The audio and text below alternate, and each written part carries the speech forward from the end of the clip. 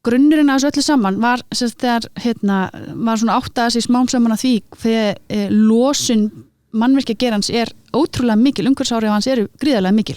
Það talaði að 30-40% allri losun sé frá mannvirkjageranum og helmingurinn öllum úrgangi frá mannvirkjageranum og auðlindanýtingin og orkunýtingin, allt þetta. Þannig að það var svolítið dræfið í því, við þurfum að fara að gera eitthvað.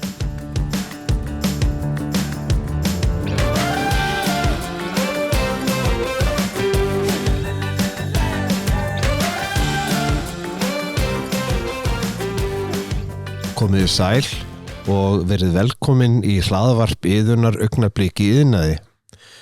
Sjálfur heiti ég Ólafur Ástgeirsson og leiðtogi bygginga- og mannvirkjagreina hjá Iðunni og hjá mér stödd Þóra Margrét Þorgeirsdóttir, framkvæmdastjóri mannvirkja og sjálfbærni hjá Húsnæðis- og mannvirkjastofnun eða HMS sem við ætlum að kalla hér eftir. Sæl Þóra, vertu velkomin. Komdu sæll og blessaðir. Já, hvaðan kemur þú? Hvaðan ber þig að? Já,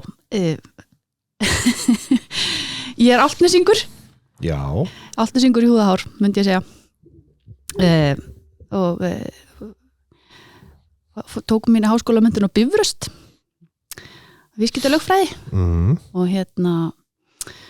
Og já, hef svona mínum starfsferli, ég var á skattalögfræði í Deloitte og stjórnun og stefnumótin á Capacent en svona aðal svona kjarnin í mér, hann kom hann eiginlega eftir hrun. Þá var ég að taka þátt í greiningu á íslenska jarðvarmaklassuna. Það kom í ljós að við erum ekkert sérlega góð í bankastarfsemi eða því tengdu, heldur erum við með substans meðal annars í jarðvarma og eftir hrunni þá vildum við fara svona fókusera á það og reyna að tengja saman alla þá sem að tengjast jarðvarmastarfsemi með einhverjum hætti. Þannig að það var mjög lærdómsríkt svona að byggja upp samstarf og fá ólíka hagaðalega borði og svoleiðis. Já, en sko þetta að segja að menn fólk leiðist inn á einhverja brautir græna framtíð og vistvæna byggingar, hvað svona var til þess að þú ferði í þessi mál? Já, ég bara, maður svona eftir því sem að umfjöllinu hamfaralínun jókst, þá svona fór maður að hugsa, já, hvað get ég gert og maður fór svona að kynna sér þessi mál og svona smám saman ókst þessi meðvitund og áhugi fyrir umhverfismálum og svo þegar ég byrjaði hjá Íbúðalánasjóði fyrir 3 árum síðan sem að sameinaðist svo mannvirkjastofnun nokkur seinna í HMS að þá var ég komin með komin hana inn fyrir með áhuga umhverfismálum og með svona þessa reynslu í að búa til samstarf og fékk bara svolítið plattform til að byggja því. Þannig að við tókum okkur nokkuð saman, ólíkir aðilar og hófum þessa vegferð samstarf vistvæna mannvirkjagerð. Og það sem sagt það sem að heitir byggjum grænni framtíð í dag. Og hvernig gerðu þetta? Hvernig svona byggðu þetta upp? Já, sko grunnurinn að þessu öllu saman var þegar var svona áttaði sig smám saman að því hver losun mannvirkjagerans ótrúlega mikil, umhverfisáhrif hans eru gríðarlega mikil. Það talaði að 30-40% allri losun sé frá mannvirkjageranum og helmingurinn öllum úrgangi frá mannvirkjageranum og auðlindanýtingin og orkunýtingin, allt þetta. Þannig að það var svolítið dræfið í því, við þurfum að fara að gera eitthvað. Þannig að og þegar við áttuðum okkur á þessu hjá HMS þá bönguðum við nú að dyrnar hjá grænni byggð, félagasamtökum sem þá eru búin að vera starfandi í 10 ár og búin að vera að ná áheyrn stjórnvalda á fleiri svona hversu mikilvægt þessi mál fyrir okkur var og við svona leittum saman hest okkar og fengum samtöku iðnaðarins líka með, þau höfðu líka áhuga á að greina þessi mál betur og já, og svo svona enda þetta nú sem aðgerð í aðgerðaáætlun stjórnvalda í loftslagsmálum að búa til einhvers konar samstarf vistvæna mannvirkjagerð.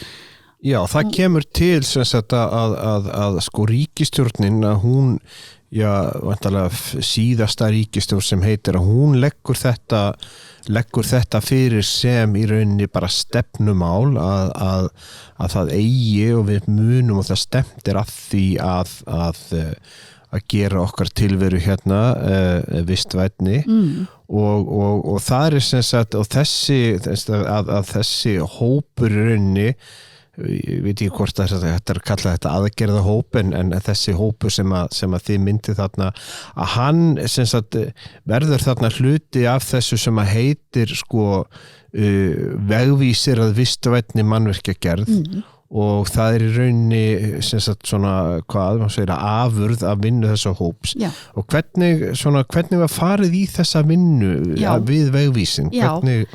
Einmitt sko, þegar við vorum komin hérna með þessa rót í aðgerða stjórnvalda í loftslagsmálum, þetta voru samstarfsverkefni atvinnulífs og stjórnvalda, grundvallaratriði og alltaf gengi út frá því að við erum fá alla hagaðilur, allir í virðiskeiðinni með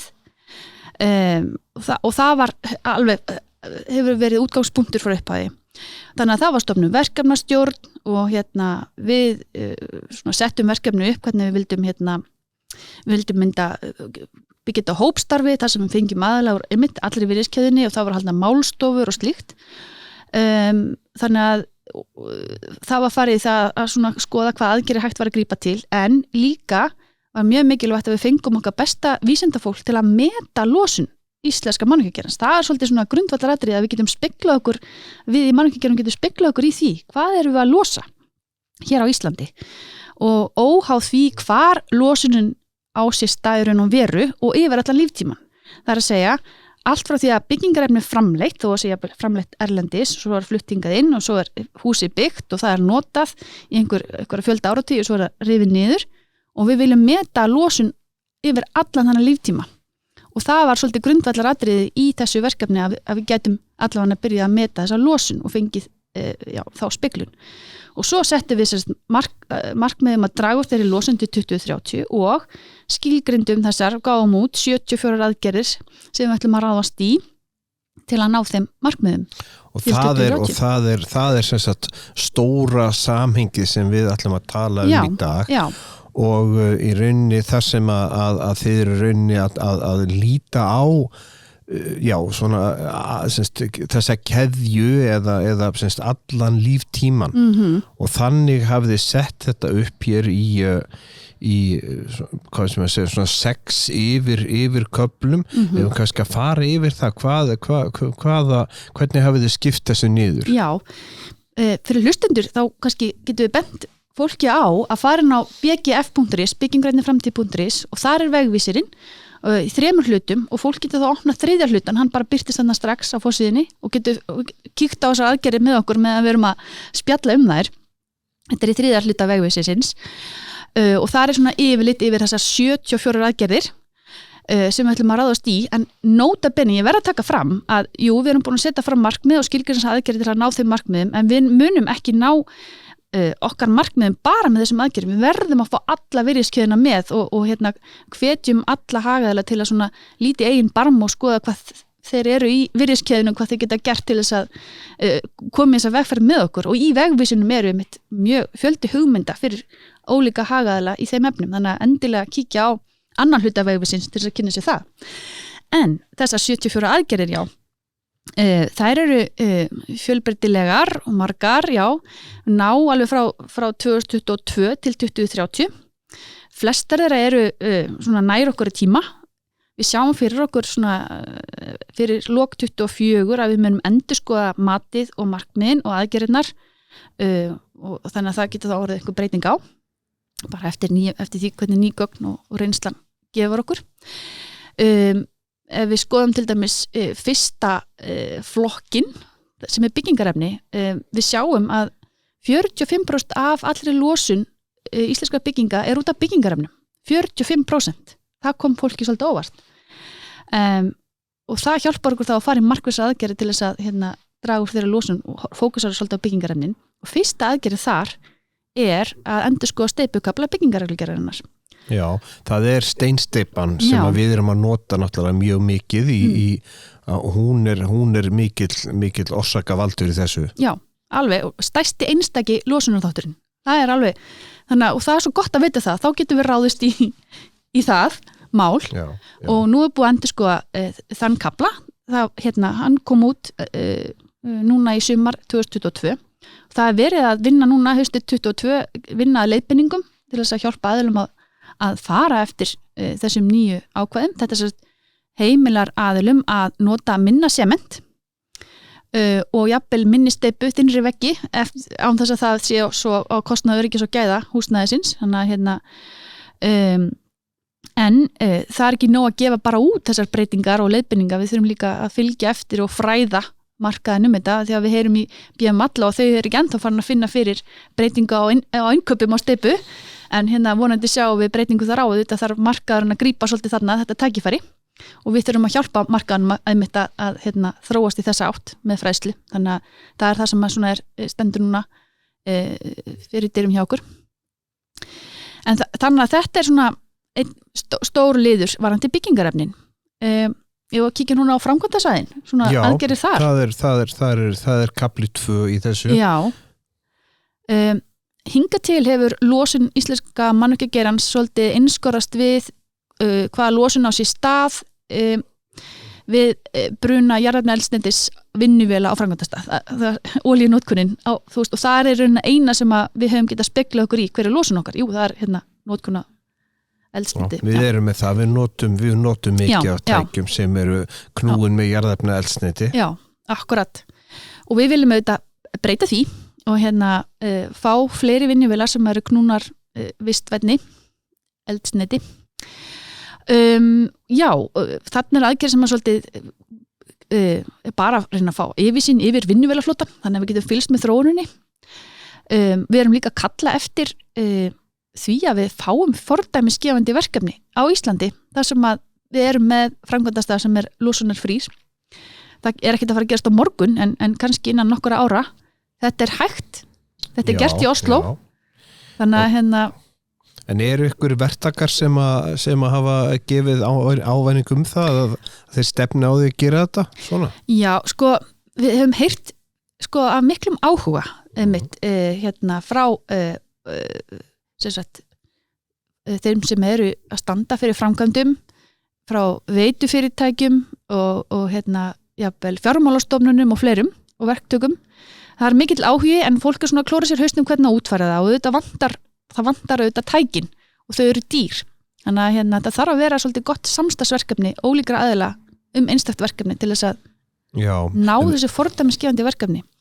Sína fram á þessu hægt. Við erum að horfa til þess þó og það eru mikil þróun í gangi í vinnuvélum og semst það vonast til þess að það komið þá hingað og það verður notaðir hér við framkvæmdir, ekki satt?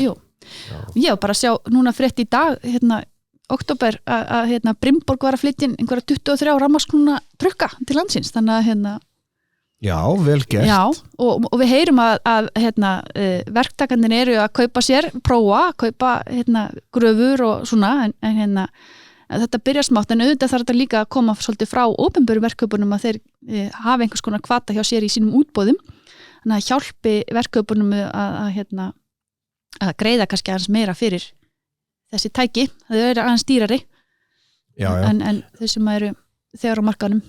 En það er náttúrulega líka hægt að horfa til fleiri þátta heldur en bara losunarinnar sem að eru bara svona vistin í kringum þetta. Já, að hvað er allt annað að vera með það sem er rafknúin vél að vinna verkar en svo sem gengur fyrir dísilmótor, það er náttúrulega ekki svækjan í kringum það heldur.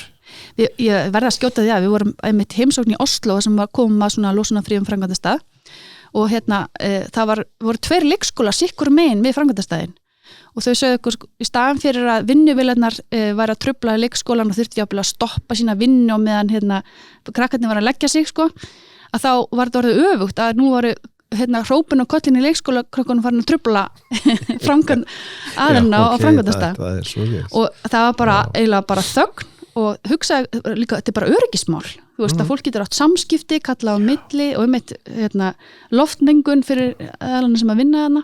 Það er svo margt sem að vinnst með þessu. Já. Nú, þriðji liður í þarna er notkunartími mannvirkja. Já, akkurat.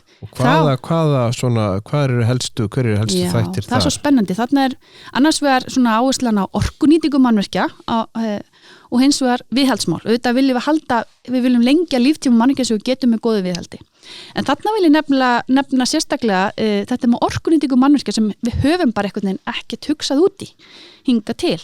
Og það talaðum að við Íslendingar svolítið orkusóðar og við höfum bara ekki verið meðvituð að við þurfum að fara vel með þessa auðlind og hún losa líka, svo við sjáum losunartölunum 30% af kolefnissporinu frá íslensku byggingum vegna orkunýtingar og þá það aðalega vegna losunar á jarðvarmasvæðunum á háhitasvæðunum. Einmitt að því að maður hugsaður alltaf þessar hreinu orku sem við erum að teljum okkur vera að gera en auðvitað það er þetta jarðvarminn, hann er ekki alveg tekin út með bara... Nei. En auðvitað erlendis það hlutfall miklu, kannski, veit ekki 70-80% segjum það, mun herra. En og auðvitað eru orkufyrirtækin að vinna því að Carbfix og svoleiðist sem á að dæla niður losuninni á framleiðslustað orkunar sem mjög gott, en það frýr okkur ekki þeirra ábyrgð, við þurfum að fara vel með þessa orku sem við fáum og það auðlindi sem við fáum, þannig að þetta annars vegar spurningum losunum líka að fara vel með orkuna af því að það eftir að kosta okkur þvílíkt fjármagn að fara að virka ný svæði og svo náttúrulega það líka umdeilt að sjálfsögðu og byggja upp nýja innviði og svona, þannig að við viljum tryggja bætta orkunýtingu. Það margt til margs unnið með því. Já.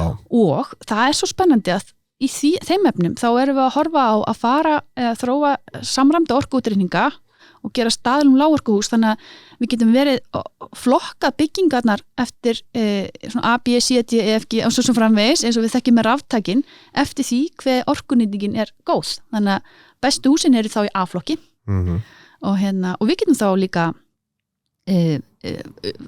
þetta hefur gæti haft áhrif á fasteignaverð viðkomandi eigna ef að þú ert með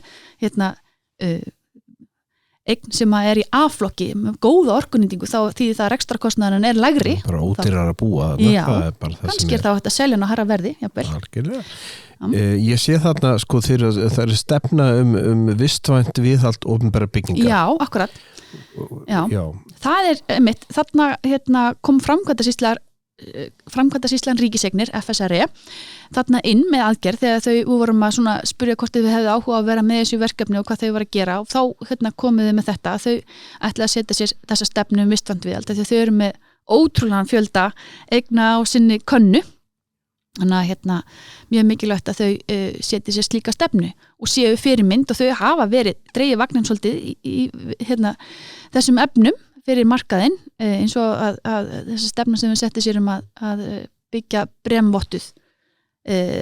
bremvottar byggingar sem að og kendu þar leið markaðnum að vinna við slíkt umhverfi og svo auðveldi það markaðnum að yfirfæra þá þekkingu á önnur verkefni. Já, þetta væntanlega gerir þá kröfu á verktaka sem ætla að vinna í þessum verkefnum að þeir hagi sinni vinnu og séu með sem sagt þau geti tekið þessi verkefni að sér. Já, jú, það getur alveg verið einmitt og séu jafnvel eins og með verkbókhald yfir framkvæmdastæðin, allt svo varandi orkunotkunarbókhald til dæmis, og það ýmislegt sem að flokkuna, úrgangi og svona sem að setur ákveðnar kröfur.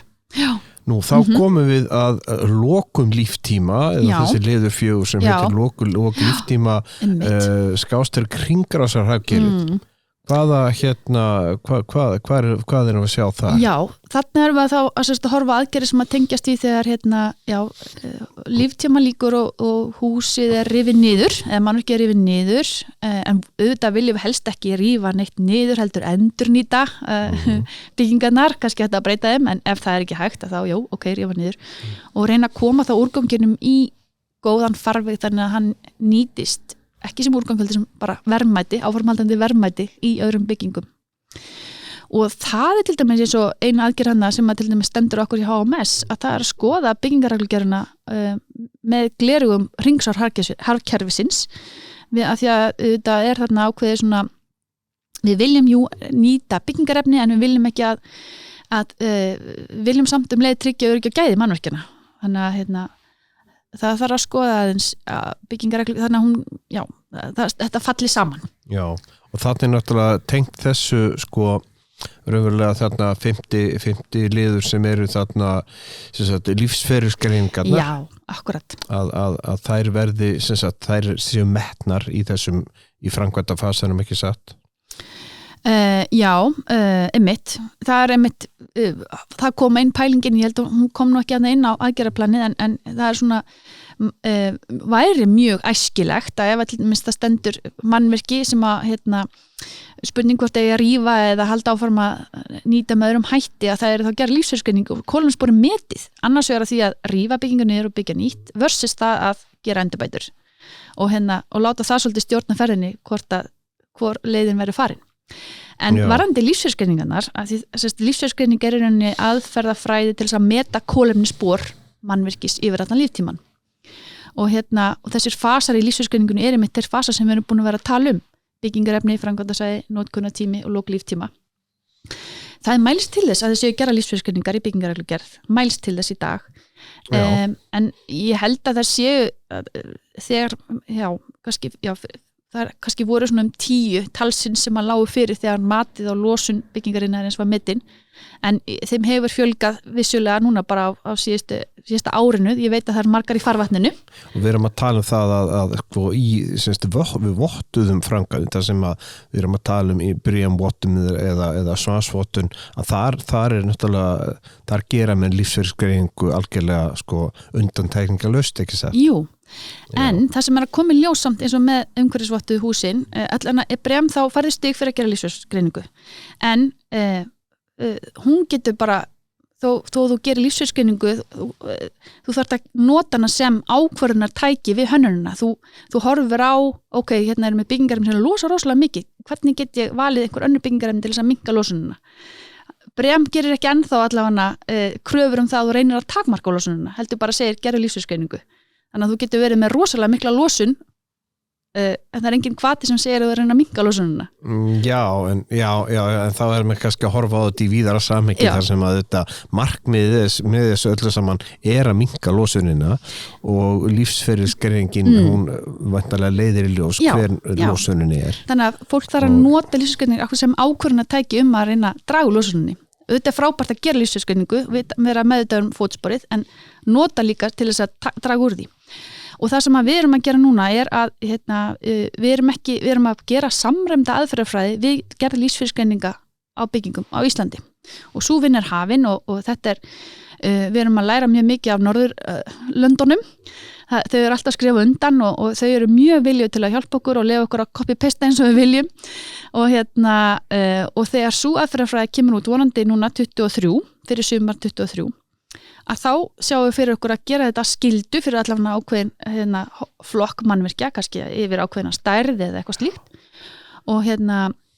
og svo þegar nærdregu 2030 þá við verðum líka að setja ákveðin viðmið hver eðlileg losun fyrir, ég veit ekki einbýlishús og steypu versus eitthvað annað og það er mjög gott fyrir markaðinn að hafa slík viðmið, en svo setjum við þak, við sjáum fyrir okkur að fyrir 2030 þá verður komið einhvers konar þak á losun, þannig að þú meir ekki byggja byggingu sem að losar meira en x per fermetra.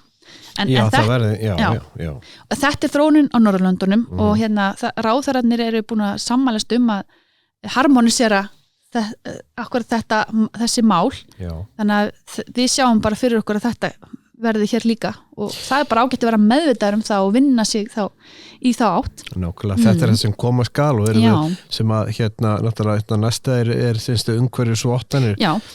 Við stefnum að því bara að það verði alla byggingar á Íslandi umhverfisvottaðar. Já, umhverfisvottun er einn mælikvarði á því hver vistvænt húsið er og annað er að bara nota hreinlega lífsferilsgreiningar, meta kolefnisspori og reyna að draga úr því. Orkunýting er annar mælikvarði og svo er hægt að nota þetta saman, en hér á Íslandi er Svanurinn og BREEAM, við höfum talað það áður helstu umhverfisvottaninnar og kröfunar þar er líka, maður sér að það er í þróun og það er aukast ólíkar nálganir. Svanurinn er svolítið að horfa bara á bygginguna sjálfa og innivist og slíkt og sem er mjög gott. BREEAM er að horfa á aðeins kannski stærra samhengi, umhverfi lóðarinnar og tengslu samgöngur og slíkt. Já. Þannig að og við erum með aðgerðir svona sem að til dæmis eins og meta fjárhagslegan og umhverfislegan ávinning af vottun hvað þannig að við getum þá svarað fólki eða það spyr af hverju á ég votta byggingunum mína. Já, þannig að þá getum við sagt þá erum við með kannski einhverja tölur það hver ávinningurinn því yrði. Akkurat.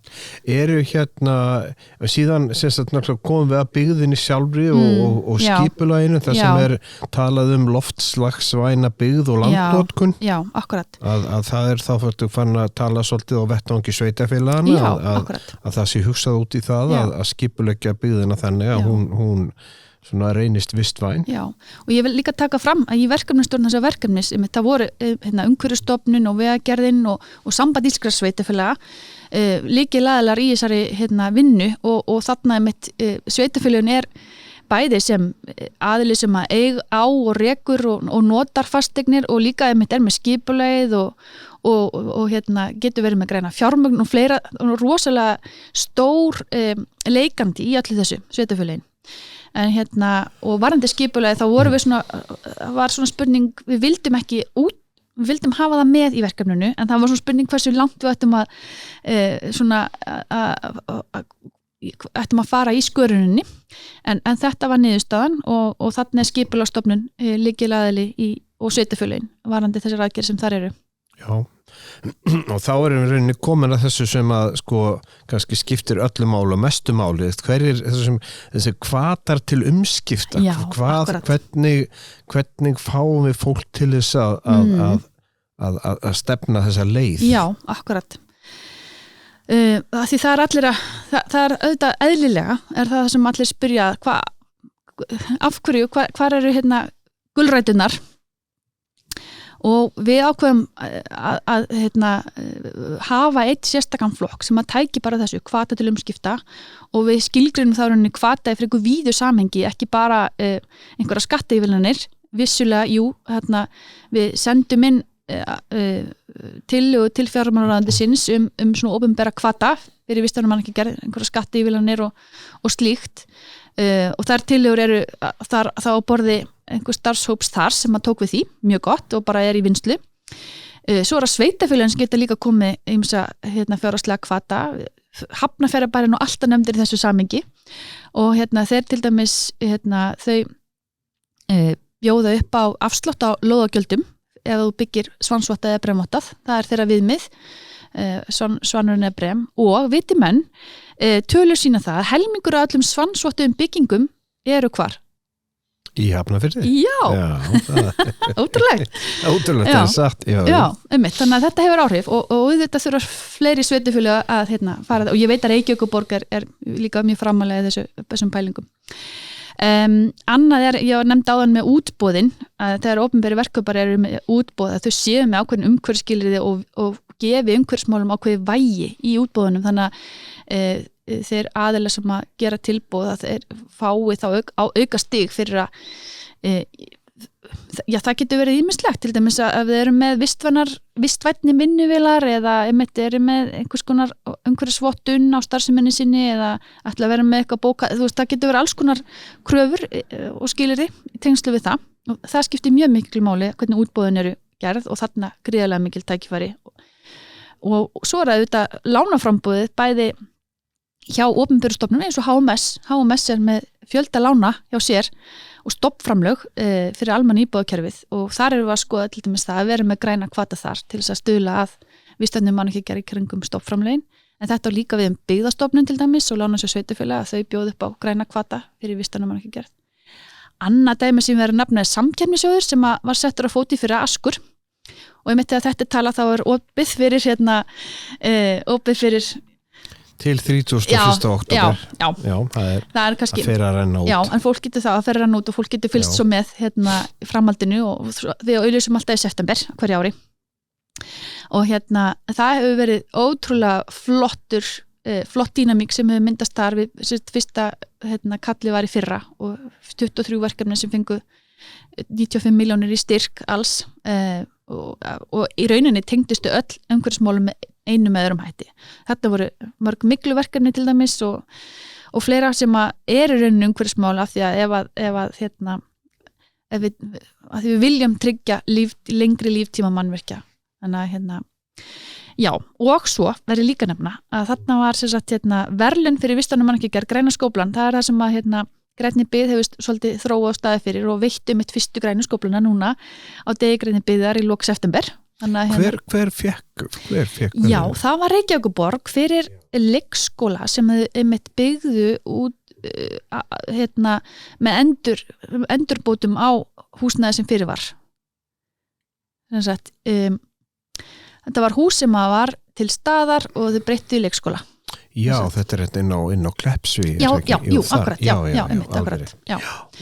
Og og það var bara að vera að verðlauna þá nálgun og hvernig hönnunin og hugsunin öll var vistvæn. Svo með ýmsum hætti. Já. Það eru þetta sko, það svo líka þarna semst í endan á þessu skjali, raki augun í það sem spurt sko, hvað get ég gert? Já, akkurat. Og við hjá Iðunni fræðslusetri eru náttúrulega sko svolítið að tala þetta vegna þess að við viljum taka þátt og þetta okkar hlutverk og okkar skylda að fræða iðnaðinn þessi mál og já, hvað Já, ég vil bara hvetja alla aðila til þess að horfa á þess og horfa einmitt á þessar tillögur sem að leiða fram, hvað get ég gert, tengja við þar og ég hef séð til dæmis eins og Íslandsbanki hefur tekið þetta til sín og dregið fram þær aðgerðir sem lagðir til gagnvart fjármálastofnunum og svona hort á það og kannski geta þau unnið með það áfram. Þannig að ég hvet sem flest að kíkja á annan hluta vegvísisins og skoða þær hugmyndir sem þar eru og líka aðgerðina sjálfar. Við höfum fundið fyrir því að fólk horfur þessar aðgerðir og sér ýmist tækifæri í þeim.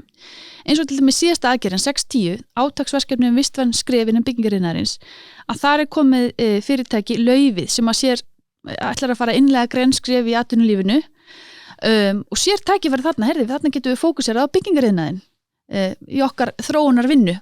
Nákvæmlega. Þannig og þannig hefur við fundið fyrir alls konar svona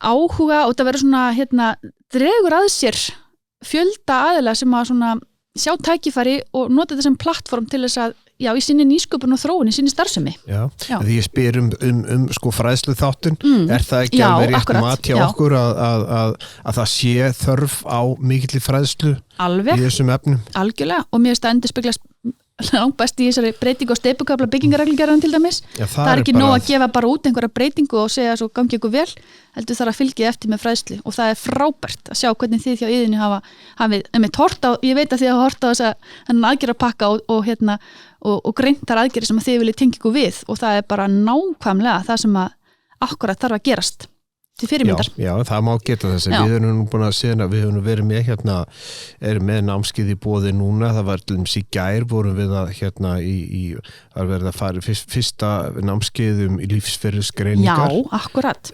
Við erum með núna að það eru námskeið svansvottanir. Já, og úrgangsmálin líka, er það ekki? Úrgangsmálin, jú. Það er nefnilega eitt, sko. Það er nefnilega koma svo nýjar kröfur áramótin og við þurfum einhvern veginn að það ekta svona dæmi sem þarf að fræðum og hjálpa. Já, og við erum líka með og það einmitt sko, það er námskeið sem að tengist verkefni sem hlaut styrkur aski í fyrra sem vistbók og það námskeið vistvæna byggingavöru sem er verður á bóstólunum fljótlega. Þetta er svo beautiful. það bara því meira því betra. Já. Allavega finnum við fyrir mjög miklum áhuga, við höfum fundið fyrir hann frá upphafi, allt frá upphafi, við hvað hefur verið loksins og við viljum vera með og þetta hefur verið forréttindi að vinna að þessu verkefni, hinga til og vona að verða áfram. Ég gert það gott að heyra. Þóra Margrét Þorgeirsdóttir, ég þakka þér kærlega fyrir komuna. Já, takk fyrir mig.